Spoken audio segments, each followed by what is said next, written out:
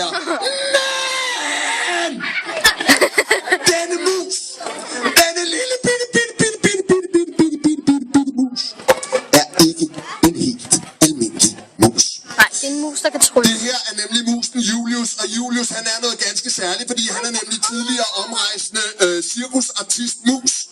Og derfor så havde mig og Julius, vi havde faktisk tænkt os, at vi ville lave vi ville faktisk lave sådan en lille museartistisk akrobatisk nummer. Har I lyst til at se det? Ja! Godt, for det kan jeg ikke lave, siger han. Altså, så har vi allerede første problem. Det var simpelthen slet ikke begejstret nok. Hør lige her, jeg er fra fjernsynet. Har I lyst til at se et nummer med en akrobatisk mus? Ja! Det er fantastisk. Okay, nu skal I høre, det er bare sådan, at for at lave det her nummer, mine damer og herrer, så skal jeg faktisk bruge hjælp fra publikum. Jeg skal helt nøjagtigt bruge 2 frivillige fra publikum. Og vi skal bruge nogle ganske særlige. Vi skal bruge 2 frivillige publikummer, som overhovedet ikke er bange for mus. Og så skal de 2 frivillige publikummer også være meget, meget kønne i ansigterne. Der er nogen, der ikke hører efter.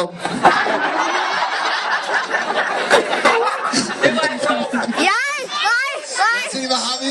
2 frivillige, som er meget, meget kønne i ansigterne. Har vi det? Og som overhovedet ikke er bange for mus. Hold nu op. Hun er eddermame og pæn. Den unge dame der. Ja, unge dame, hvis du lige kommer herned. Og prøv en gang at høre publikum klappe. De er helt ellevilde. Så hvis du lige kommer her, hvad hører du? Iris, vi har Iris her. Julius, ned i kassen, ned i kassen, ned i... Shit! Sådan. Shit! Okay, Iris, hvis du nu stiller dig her, så gør du det. Det første du gør, det er, at du smiler til publikum. Smil til publikum. Smil alt, hvad du kan. Smil. Smiler hun? Ja! Og du vinker helt... Ja, det er rigtigt. Vink til publikum. Og I vinker til Iris. Rigtig godt, rigtig godt. Og Iris, mens du smiler og vinker, så råber du af din lungers fulde kraft. Hej publikum. Hej publikum! Og så råber I hej Iris. Hej Iris! Det er skide godt, så kender I hinanden. Det er rigtig godt. Og Iris, du bliver bare ved med at vinke og smile. Vink og smile. Helt begejstret. Helt sindssygt. Ja, totalt ny religiøs sekt over det her. Det er rigtig godt. Okay, vi skal bruge endnu en frivillig blandt publikum, og vi skal bruge en frivillig, som er omtrent lige så køn, ung og yndig som Iris. Og det kan den onde pølme godt blive sådan. Nej, det kan det ikke, for hun står lige der. Prøv lige at se en yndig unge dame. Kom herned, den yndige unge dame. Og publikum klapper helt sindssygt nu. Det er rigtig godt. De er meget glade for hinanden. Okay, hvad hedder du? Christine. Okay, ved du hvad, Christine, hvis du stiller dig her ved siden af Iris, og det jeg godt kan lide ved Christine, mine damer og herrer, det er, at hun helt af sig selv bare begynder at vinke. Det er sindssygt godt, det der. Det er rigtig godt. Og du vinker, og I vinker til Christine, og Christine, kan du råbe hej publikum? Hej publikum! Hej Christine! Så dygtige alle sammen, det er så rigtig flot, det her. Okay! Mine damer og herrer, vi har nu Iris og Christine, som står og vinker, Christine. De smiler, og himlen er blå, mine damer og herrer. Det kunne ikke være meget bedre. Men nu er tiden kommet til, at jeg fremdrager en lille ting. En lille ting, som jeg ynder at kalde den mystiske hemstredyms. Den har jeg hørt om før. Så kan det nok være, at pipen fik en anden lyd der, og Fuldstændig det samme. tæpperne de rasler ned i lovhøjde der.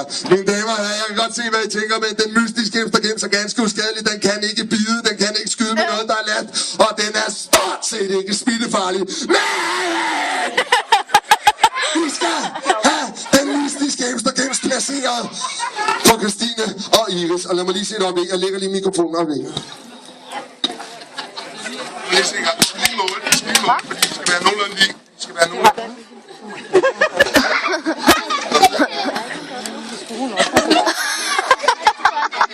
Det er mig. Vi gør sgu lige noget. Vi gør lige noget. Vi tager lige dig ned på knæ.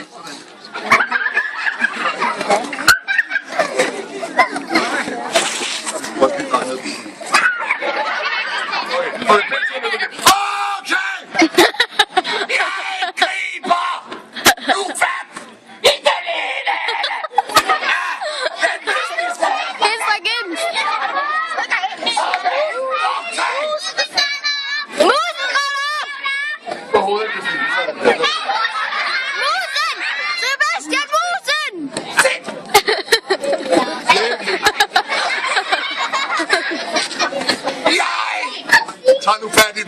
af den mystiske intelligens og placere den let elefant og yndigt på hovedet af Iris.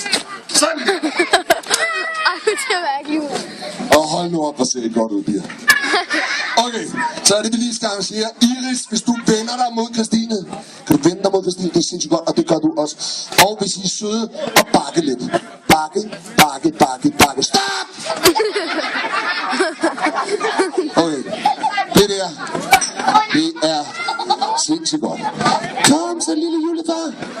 Kom så, lille Julius. Sådan.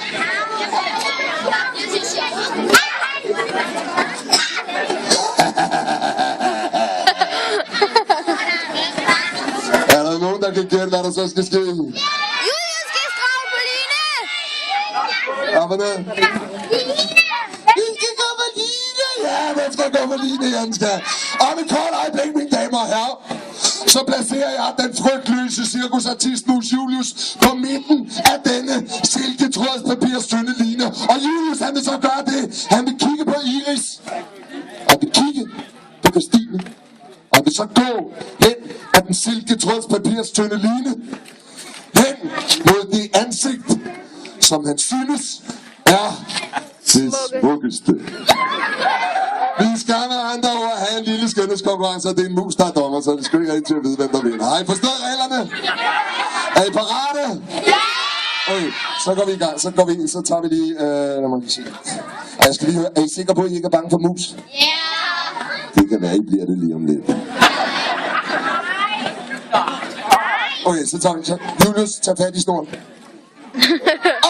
Vi er i gang, mine damer og herrer. Og Julius kigger på Christine. Han går mod Christine. Han går tættere på Christine, mine damer og herrer. Han stiger på Christine. Han går mod Christine. Han går tættere på Christine. Han nærmer sig Christine. Han kigger stadig på Christine. Han går tættere på Christine. Han er nu næsten helt hen ved Christine. Han vender sig om. Han kigger nu i stedet. Nej, han kigger stadig på Christine. Han lugter til Christine. Det kan godt være, at Christine lugter godt. Det kan også være, at Christine lugter ost. Skal vi ikke bare sige, at Christine har vundet? Giv en stor hånd til Christine, mine damer her. Det er sindssygt godt, mine damer her.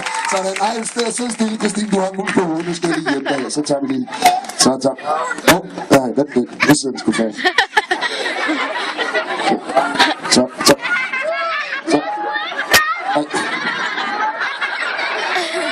Ej, væk med fingrene. Ej, så. Ej, Julius.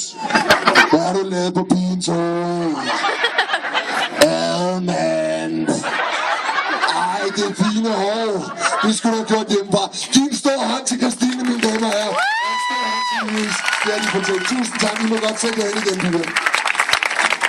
Okay, mine damer og herrer. Har I fået nok? Nej! Slet ikke godt nok, når man er i fjernsynet. Har I ikke fået nok? Nej! Vi har mere! Ja! Vi har mere! Ja! Lad mig høre jer råbe, vi vil have mere! Lad mig høre jer råbe, vi vil have mere! Lad mig høre jer alle sammen råbe, kære søde Sebastian! Vi vil så I så også gerne have noget mere! Så skal vi nok være søde! Lav vores lektier! Spis! Hallo! Okay, det bliver for langt det her, det kan jeg godt tænke mig. Okay, jeg har lavet et andet trick, som er rimelig sindssygt, og nu skal jeg skal lige gøre klar til det. Hej cola! Og det.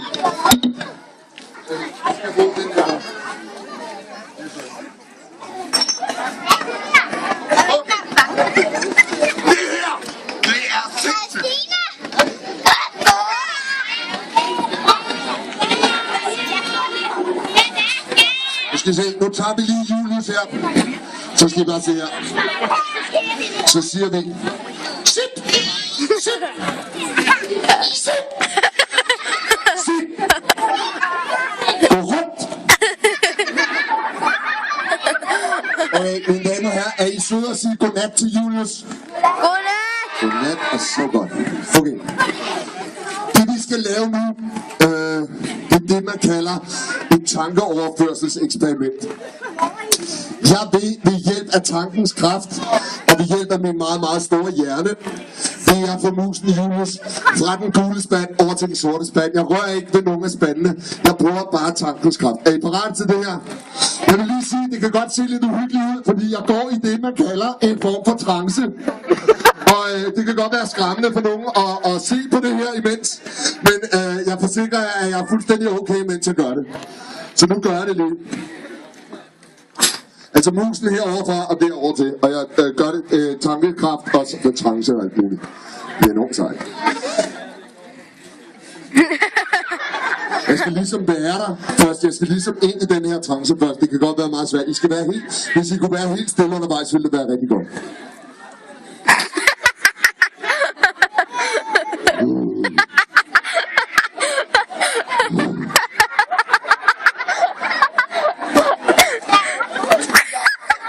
Okay, nu er jeg der faktisk.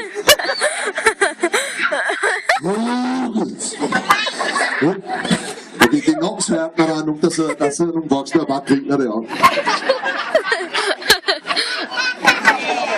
Griner stadigvæk. Hende de stribede griner hele tiden. Det er hende der griner. Vi prøver at lave noget sjovt til børnene jo, ikke også? Så kan det være svært, når de voksne ikke gør, som der bliver så pinligt nu. Ja. Hvordan tror du, det er at stå hernede, når der bliver grinet sådan lige op i ansigtet på en her? Lille pinligt. Kig på hende, mine damer her. Kig på hende. Har du børn her? Okay, for ellers var der nogen, der havde det mere pinligt end dig. Det kunne jeg godt love. Okay. Nå, hvor kom vi fra?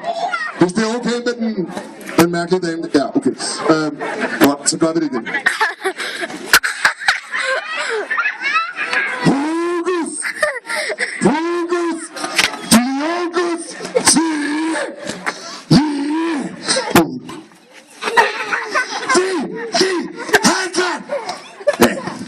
Okay, det ser ikke så imponerende ud nu. Det kan jeg godt se. Okay, nu løfter jeg lige her. Er I klar? Er I helt klar? Ja! Jeg tæller til 3. 1, 2, 2,5. Og 3, hvad siger I så? Hvad det har, hva'? Åbn den indspænd! Åbn den indspænd! Hvad for noget? Åbn den indspænd! Den gule? Nej, den er det, jeg ser. Det er den med den lange her.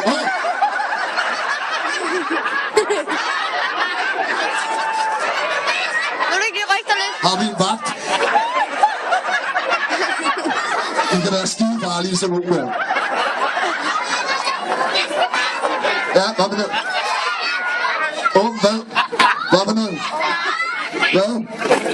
Nej! Hvor kom den fra? Hvad sagde jeg til de voksne om at holde vagt?